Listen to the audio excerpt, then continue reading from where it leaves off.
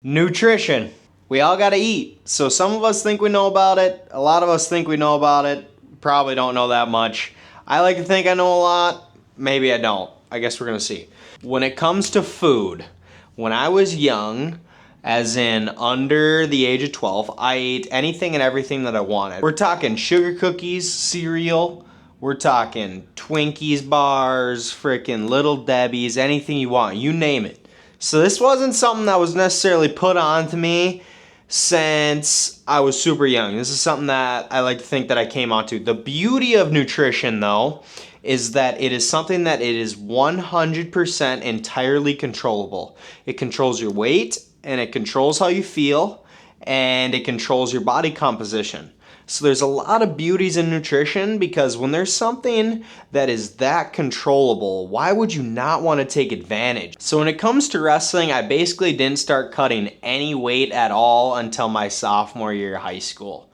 Leading up to that, at the age of about 12, 13-ish, going into 8th grade, that's when I decided, you know what? I want to try to be the best version of myself, and I'm going to start putting the best foods available to me with the knowledge that I have at this time into my body. So going from 7th to 8th grade was an interesting year for me. I was 100 pounds in 7th grade, and I wrestled 106 pounds. So I was definitely undersized, and I was still in that little kid way of thinking. I'd basically eat whatever I wanted. After weigh-ins, I'd eat Pop-Tarts, and I'd probably go smash some fools in North Dakota, okay? Then leading into the next year, okay, this off season I got pretty big in terms of I was told that I was probably going to wrestle 106 pounds again, and I got up to be about 120 pounds.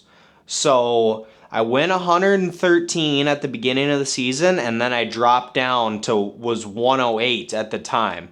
And that's when it really hit me how important nutrition is and what an effect that it can have on you. So basically when I wrestled 113 pounds, it was basically just working out a little bit more and still eating basically the same things that I'm eating, but just eating a little less. So probably your typical, guru or freaking fitness head, eat less and do more, that kind of advice. So that's what I took. But then when it came time to go down to 108, I had to make a change. So my mom's pretty big nutrition person, so she basically got me on a really high protein compared to where I was at.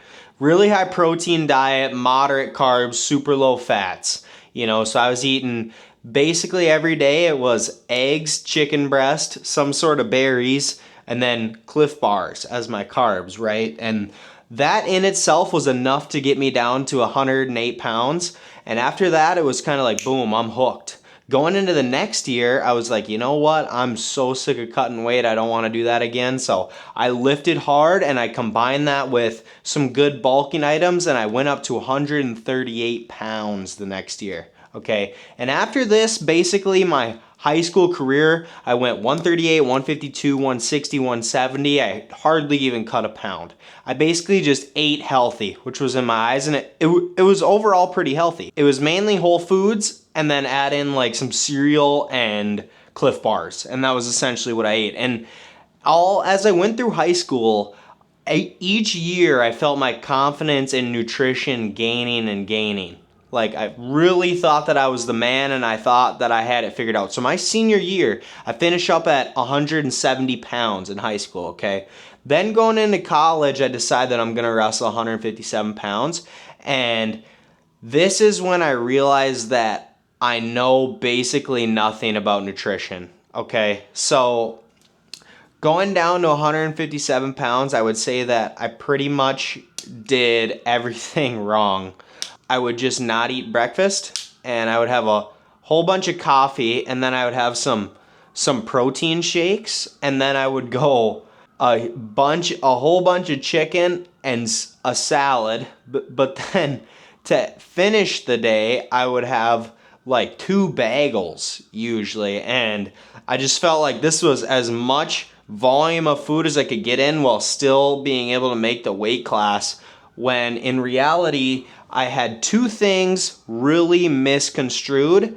And then going into the next year, I felt like I really started to figure it out. There's a big difference, okay? And this is really common in wrestling, okay? There's a difference between fat loss, does not equal water cut. This is really important, and it's something that is extremely important to note as a wrestler. These two things I had very confused and intertwined with each other. I felt like if I just quote unquote ate healthy, I would lose weight as practice started because, well, I'm eating healthy and I'd done that in the past to get down to 108 pounds, way back in 8th grade. Now I'm a freshman in college. I'm like, you know what? I'll just clean up my diet a little bit. I'll make it a little bit cleaner, and once practice starts, I'm just going to lose all this weight and life's going to be easy.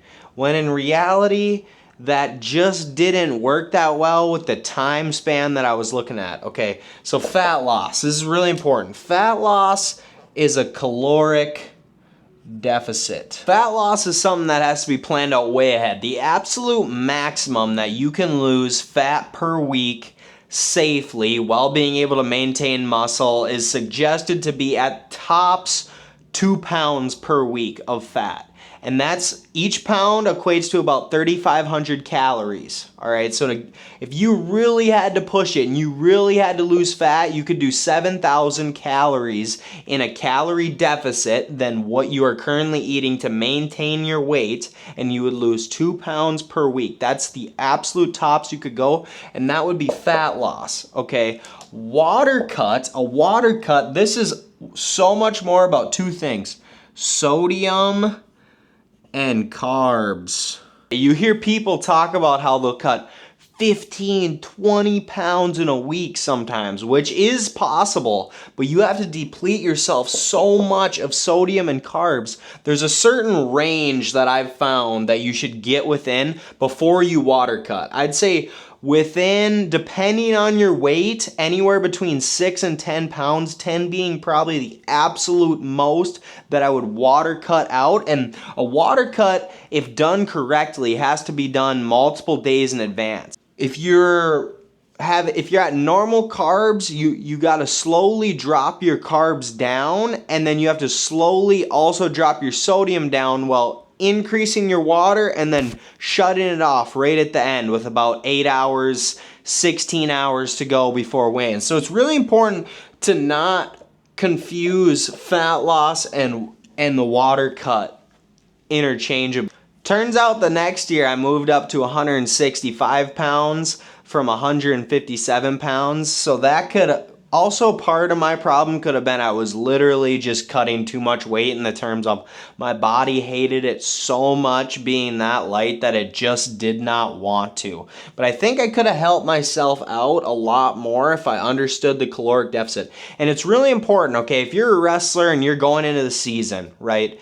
It's important that if you are more than that 10-pound threshold, that you should start looking at a caloric deficit now. Right, or early on. You should look at it a month in advance, 2 months in advance, however long you need. All right, so it's like if I want to lose 8 pounds of fat, we'll say, that's going to take 4 weeks, right? And that'd be the absolute most. Ideally, you probably do it a little bit slower, but I'd say that's about as fast as you can do it. And then once you get in that range and you start to figure out water cut, that's when it's all going to come together for you and you're going to gain that little bit of advantage.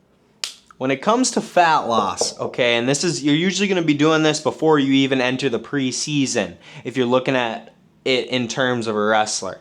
I'm looking at 3 main pillars of fat loss. Tips that I would give to somebody on fat loss: 3 things. High protein, okay? High protein is going to be vital. You're going to want about 1 gram of protein per pound of body weight to maintain your muscle as best as your body can. The other thing that I'd say, 2 of 3, walking. Walking is the easiest way to burn calories, and it's keeping your heart rate low, which your body will use fat instead of using carbs, and it will help you be rid of some of that fat as easy as possible. And of course, a calorie deficit still is a calorie deficit, but you're looking at things as in the easiest way that you could possibly do them. Walking's a big one. Third one, lifting weights, okay? Lifting weights. You gotta lift because this is gonna maintain the muscle. You're gonna lose a little bit of muscle, but if you lift weights, you're essentially telling your body, hey, I gotta keep this to perform, and your body will then in turn keep as much muscle as it can while trying to shed as much fat as it can as well. Now for the water cut. First one's probably pretty straightforward. Little processed food, okay? Processed food is typically high in carbs and it's high in sodium. Two things you're looking to minimize when you're cutting the water.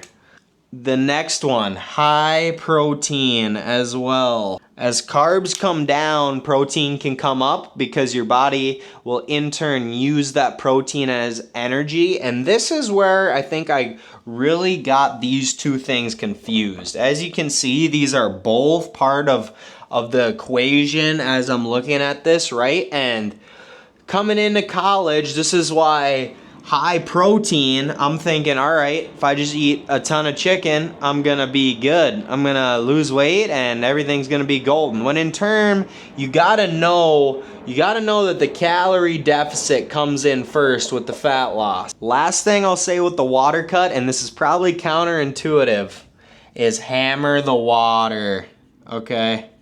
Hammer the water. And of course, once you get in that 8 to 16 hours out, you're gonna have to cut out the water. But up until that point, you need to hammer the water because you're trying to trick your body. You wanna keep water going through your body and it's thinking, all right, I'm good, and I keep peeing this thing out, sweating this thing out, and then by the time you turn the water off, your body doesn't even know what happened, and boom, there you have it. That's how you make weight right there. Don't make the same mistake I did. Fat loss does not equal water cut. Two very different things.